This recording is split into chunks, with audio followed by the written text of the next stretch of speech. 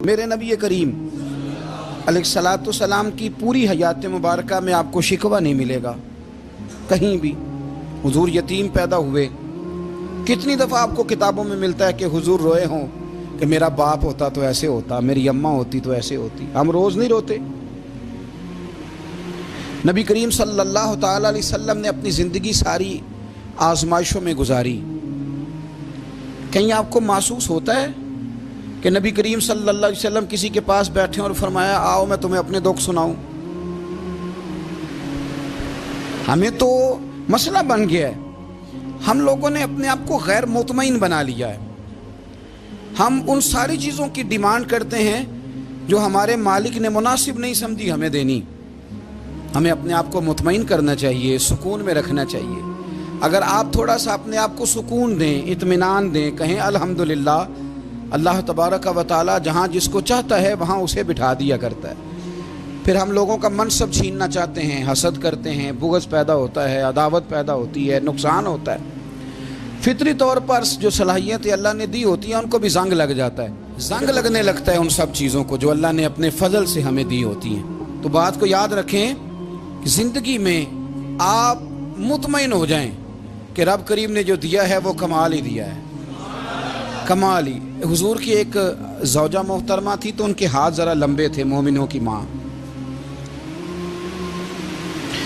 بعض خواتین نے ان سے کہا کہ لمبے ہاتھوں والی، ہم بنا لیتے ہیں نا یہ بھی بات کہ اس کا ناک موٹا ہے تو اس کی آنکھیں چھوٹی ہیں، تو اس کے کان بڑے ہیں تو اس کے ہاتھ کیسے ہیں، تو کہا لمبے ہاتھوں والی۔ تو وہ پریشان ہو گئی، نبی کریم علیہ السلام تشریف لائے، کیا ہوا؟ عرض کی یا رسول اللہ مجھے لمبے ہاتھوں والی کہتے ہیں۔ تو حضور فرمانے لگے یہ پریشان ہونے والی بات ہے کہ خوش ہونے والی بات؟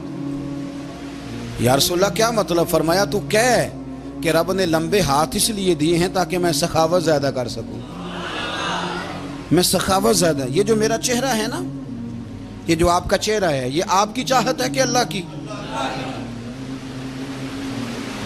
فی ای صورت ما شاء رکبک، اللہ فرماتے ہیں جیسے میں نے چاہا ہے ویسے تجھے بنایا ہے۔ تو اگر میرا موٹا ناک، میری چھوٹی آنکھیں، میری بڑی آنکھیں، میرے چپٹے کان، یہ میرے تو نہیں، یہ تو میرے رب کی چاہت ہے۔ مجھے اپنے موٹے ہونٹوں سے نفرت کرنی چاہیے کہ اللہ کی چاہت سے پیار کرنا چاہیے؟ مجھے اپنے کالے رنگ پر پریشان رہنا چاہیے کہ رب کی چاہت پر مجھے پیار آنا چاہیے؟ ہم اللہ کی چاہت پر پیار کر، یہ چاہت ہے اللہ کی، یہ چاہت ہے، تو اللہ کی چاہت سے محبت کر۔ تو پریشان ہو رہا ہے فلانے کا رنگ ہو رہا ہے تو میرا کالا ہے، فلانے کا مکان بڑا ہے تو میرا چھوٹا ہے، فلاں بڑی گاڑی میں کیسے بیٹھ گیا؟ بھئی اللہ نے چاہا تھا بیٹھ گیا، اللہ نے میرے لیے سائیکل پسند کی ہے، مجھے الحمدللہ کہہ کے سائیکل پہ بیٹھنا چاہیے، اس نے پسند کی ہے، اس کی رضا ہے کہ میں یہاں رہوں۔ تو ایک بات تو یہ ہمیشہ یاد رکھیں کہ آپ اپنے آپ کو مطمئن کریں، زندگی میں سکون دیں۔ نفسیاتی طور پر ہم بڑے ڈسٹرب اس لیے ہیں کہ ہم بے سکون رہتے ہیں جان بوجھ کے، وجہ ہی کوئی نہیں۔ لیکن جب تک زندگی ہے اللہ نے زندہ رکھنا ہے، اور جب وقت آ جانا ہے تو پھر کوئی ہمیں بچا سکتا، تو ٹینشن کس بات کی ہے، ڈپریشن کس بات کا ہے؟ ایک بات۔ دوسری بات یہ کہ دوسروں کی نفسیات کا بھی تھوڑا تھوڑا خیال کریں۔ ہم پتہ کیا چاہتے ہیں؟ سارے میرے مطابق چلیں، پھر نفسیاتی مسائل پیدا ہوتے ہیں۔ میرے ساتھ اگر 100 بندہ پیار کرتا ہے تو ان کے مطالبے الگ الگ ہیں۔ کوئی کہتا ہے جناب کو پیار ہی کرنا چاہیے، ہر ایک سے مسکرا کے ملنا چاہیے، کوئی کہتا ہے حضرت صاحب اتنا بھی پیار کریں تو لوگ نگل جاتے ہیں، تھوڑی ڈنڈی پٹی بھی ہونی چاہیے۔ دونوں قسم کے لوگ ہیں نا جی۔ ایک وہ شخص ہے جو کہتا ہے اتنا بڑا مجمع ہے تو 2 سیکیورٹی گارڈ بھی ہونے چاہیے۔ تیسرا کہتا ہے جی عجیب عجیب لگتا ہے، ایک گارڈ رکھے ہوں کسی بندے نے، کسی بڑے آدمی۔ تو یہ ہر بندے کا مطالبہ۔ اب آپ نے کیا کرنا ہے؟ آپ نے لوگوں کے مزاج کی رعایت کرنی ہے۔ جہاں تک آپ پیار کر سکیں آپ نے کرنا ہے، جہاں تک محبت کر سکیں آپ نے محبت۔ نبی پاک نا بچوں کے مزاج کا خیال کرتے، چھوٹے بچوں، حضور پاک سے گزرتے تو فرماتے السلام علیکم۔ ایک بچے نے نا حضور کے کپڑوں پر پیشاب کر دیا تھا، اس کی ماں پریشان ہو گئی، بخاری ہے۔ یا رسول اللہ وہ بچہ تھا پتہ نہیں چلا، تو نبی پاک فرمانے لگے کیا ہو گیا؟ وہ بچہ ہے، اللہ نے پانی پیدا کیا نا، ابھی اس پہ پانی بہائیں گے سب ٹھیک ہو جائے گا، وہ بچہ ہے۔ لیکن حاجی صاحب گھر میں بگڑ جاتے ہیں. پوتا اگر پیشاب کر دے کہتے ہیں میں نماز پڑھنی ہوتی ہے, وہ بگڑ جاتے ہیں. پیر صاحب بگڑ جاتے ہیں اس بات پہ, علامہ صاحب بگڑ جاتے ہیں. سیٹھ صاحب کہتے ہیں پتہ ہی نہیں بچے نے پیشاب کر دیا ہے. حضور نے فرمایا کہ بچہ بچہ ہوتا ہے, وہ چھوٹا ہے, اس کا ایک مزاج ہے, اس کا ایک مطالبہ ہے. اب آپ یہ کہیں کہ وہ بڑا مجھے پاک صاف سمجھتا ہے تو اس رویے سے میرے ساتھ وہ ملاقات کرے, آپ اس کے مزاج کی رعایت کریں گے. نبی کریم کے غلام کے بیٹے ہیں حضرت اسامہ بن زید, نواسوں کی بات نہیں سنا رہا. زید بن حارثہ حضور کے غلام تھے, ان کے بیٹے ہیں, چھوٹی عمر تھی, ناک بہ رہا تھا. ویسے دادا جی ناک صاف کر دیتے ہیں پوتے کا, ہو سکتا ہے وہ ڈانٹ دیں کہ چل دوڑ جا کتنا گندا, اماں سے کہتے رہے ناک صاف کریں, چل نالائق. نانا بھی کہتے بھاگ جا, کیونکہ وہ حاجی صاحب نے وضو کرنا ہے, نماز پڑھنی ہے, تو ان کے قریب یہ چیز آ گئی تو بڑا مسئلہ بن جائے گا. نبی کریم صلی اللہ علیہ وسلم نے کہا عائشہ اسامہ کی ناک بہ رہی ہے, صاف کر دو. حضرت عائشہ کہتی ہے میں ذرا اٹھی کو کپڑا دیکھ لوں تو حضور جلدی سے اٹھے.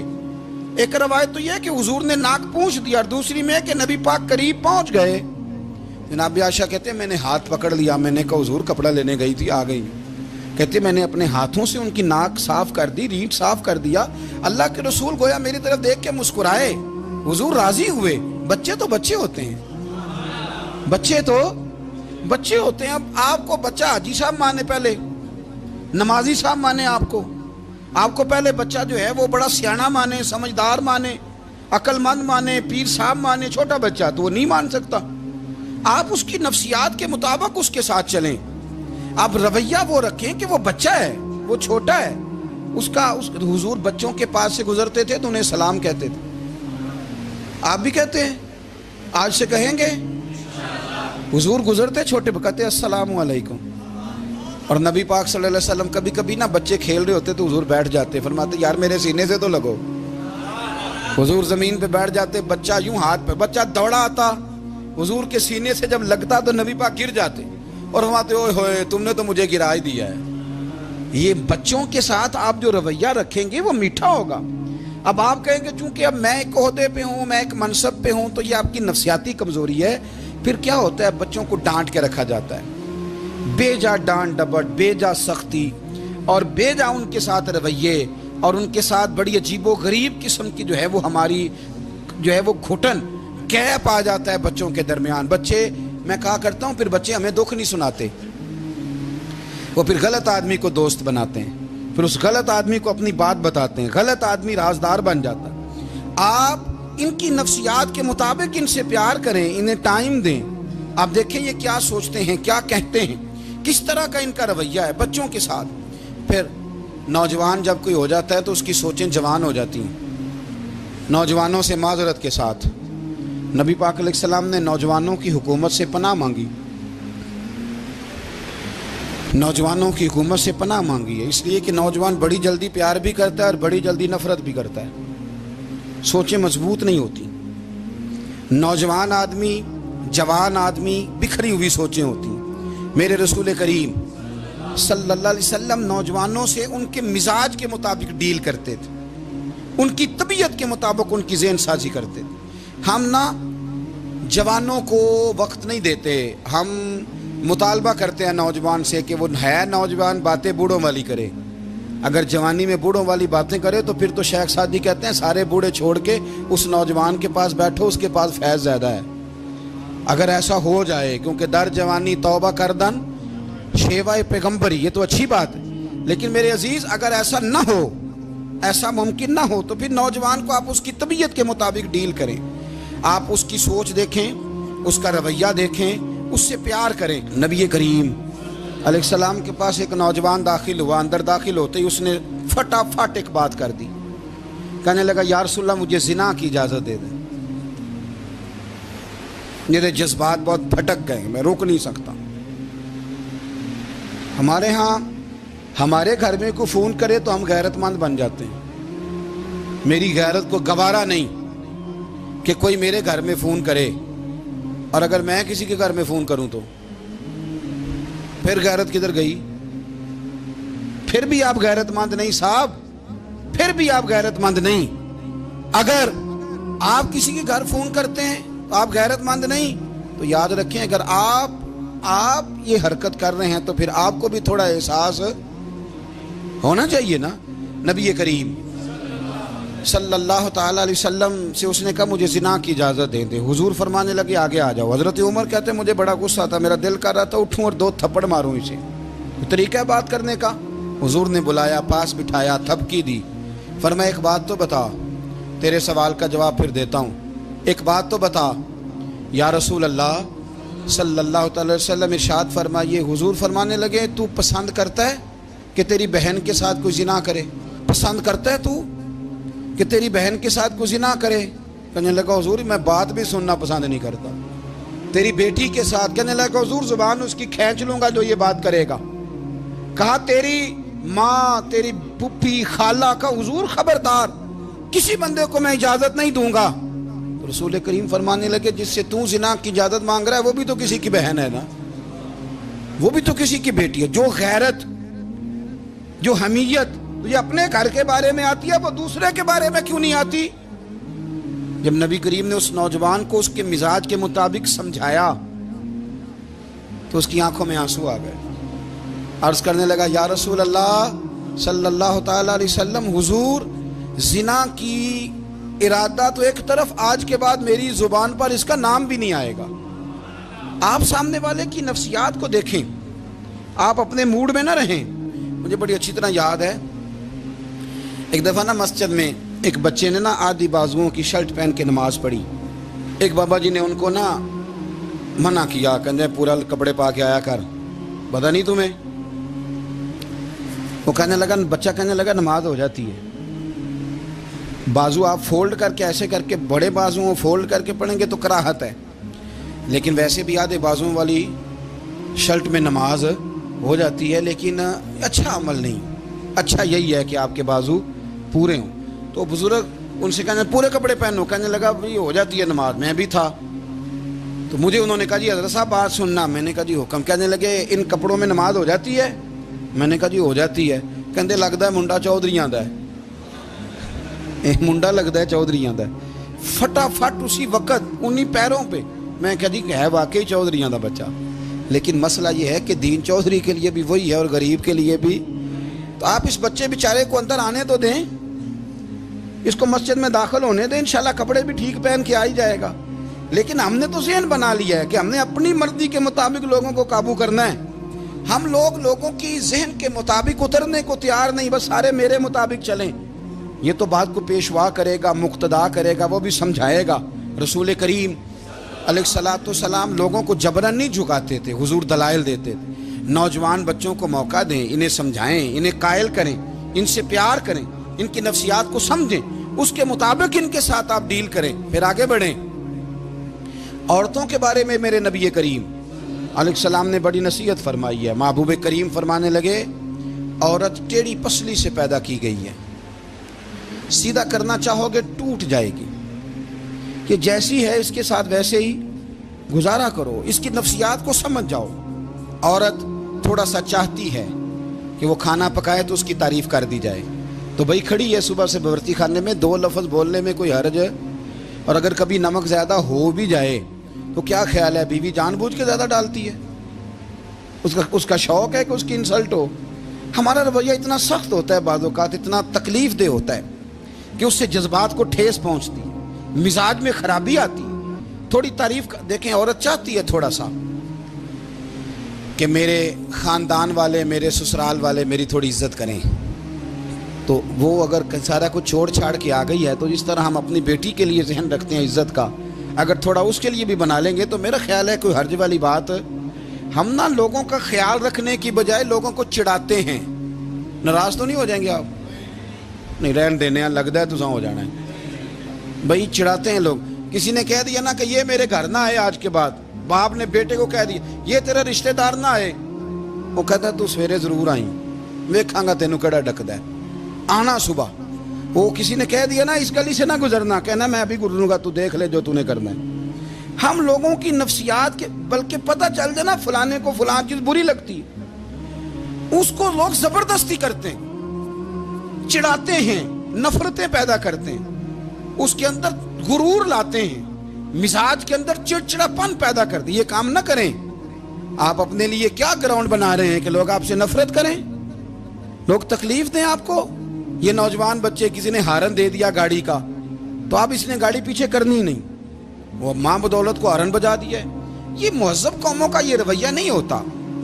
یہ تو وہ قومیں ہیں جو مطلب بڑی تنگ ہیں اپنے آپ سے. یہ بڑے آوازار لوگ ہیں. ٹھنڈے رہیں، میٹھے رہیں، پیار کریں، دوسروں کے جذبات کا احساس کریں. نبی کریم صلی اللہ تعالیٰ علیہ وسلم نے ایک دن حضرت عائشہ صدیقہ سے کہا عائشہ تیرے ساتھ ایک بات نہ کروں حضور کریں. فرمایا جب تو ناراض ہوتی ہے تب بھی مجھے پتہ چل جاتا ہے، اور جب تو راضی ہوتی ہے تب بھی مجھے خبر ہو جاتی ہے. اتنا دھیان رکھتے ہیں خاوند گھر میں کہ اب اس کی پوزیشن کیا ہے اور اب یہ کیا سوچتی ہے اور کس بات پہ اس کو جو ہے وہ ناراضگی ہوتی ہے. مجھے جب تو راضی ہوتی ہے تب بھی پتہ ہوتا ہے. ناراض تو حضرت عائشہ کہتی ہے نہیں نہیں حضور ایسی تو بات ہی کوئی نہیں، آپ بتائیں. تو حضور فرمانے لگے جب میں کسی اور زوجہ کے پاس تھوڑا وقت گزار لیتا ہوں زیادہ اور جب میں آتا ہوں تو ناراض ہوتی ہے. یا رسول اللہ آپ کو کیسے پتا؟ فرمایا بتاؤں حضور بتائیں. فرمایا اس وقت جب تو قسم اٹھاتی ہے تو کہتی ہے لا و رب ابراہیم، مجھے ابراہیم کے رب کی قسم. اور جب تو مجھ سے راضی ہوتی ہے تو کہتی ہے لا و رب محمد، مجھے محمد کے رب کی قسم. تو پھر حضرت ابراہیم کا نام لے لے کے حضرت عائشہ کہنے لگی محبوبہ قربان جاؤں بات بالکل ٹھیک ہے. ایسے ہی ہے یا رسول اللہ، بالکل بالکل ایسے ہی ہے. جب تھوڑی خفگی ہوتی ہے تو میں یہ کام، تو حضور تو لوگوں کے مزاج کا خیال کرتے تھے. نبی کریم کو تو پتہ ہوتا تھا، لیکن ماں بدولت کہتے ہیں سارے میری مرضی کے مطابق چلیں. ہاں میں نے زندگی میں یہ تجربہ بھی کیا ہے کہ آپ لوگوں کا خیال رکھنے لگ جاتے ہیں تو لوگ خراب بھی ہو جاتے ہیں، اس میں کوئی شک نہیں. وہ سمجھتے ہیں شاید میری ضرورت بڑی ہے. نہ یہ بات نہیں بھائی، بات کچھ اور ہے. حضور رحمت اللہ علیہ ہے نا، تو کافر ہے یا منافق ہے حضور کی تو ڈیوٹی ہے پیار کرنا. لیکن کافر کو تو چاہیے نا کلمہ پڑھے، منافق کو تو چاہیے نا مومن بنے. او بھائی میں نے کہا وہ بزرگ ہیں، ان کی ذمہ داری ہی پیار کرنا ہے، وہ جو بھی جائے گا اس سے. لیکن تو بتا تو نے پیار میں سے سیکھا کیا ہے، لیا کیا ہے، تیرے اوپر اثر کیا ہے. پیار کرنا، شفقت کرنا اور ہے، یہ جملہ میرا یاد رکھنا. پیار کرنا کسی سے اور ہے اور اس سے راضی رہنا یہ بات اور ہے. کسی پر شفقت کرنا اور ہے اور اس بندے سے راضی رہنا یہ آپ دیکھیں کہ وہ راضی ہے آپ سے کہ نہیں، کہ خالی پیار ہے، خالی شفقت ہے. شفقت تو مجبوری ہے، کرنی ہے. تو میرے عزیز یاد رکھیں نبی کریم تھوڑا تھوڑا خیال کرتے، دیکھتے بندہ اس کے مزاج کے مطابق. دیہاتی آتا تو حضور اس کا بھی خیال کرتے. حضرت ظاہر دیہاتی تھے، وہ آتے تھے ترکاریاں لے کے گاؤں سے. نبی کریم صلی اللہ علیہ وسلم پیار کرتے تھے. وہ کئی دفعہ عجیب و غریب باتیں بھی کرتے تھے، حضور محبت سے پیش آتے تھے. آپ سامنے امام حسن کے پاس ایک بندہ ہے، بڑی مزیدار بات داتا علی اجویری نے لکھی، مجھے پڑھ کے بڑا ہی مزہ آیا اور سمجھ بھی آئی کہ اہل بیت نبوت کی اصل مخالفت کون کرتا ہے. ایک شخص آیا تو اس نے آ کے نا معاذ اللہ حضرت مولا علی شیر خدا کو، معاذ اللہ ثم معاذ اللہ، امام حسن کے والد کو برا بلا کہا.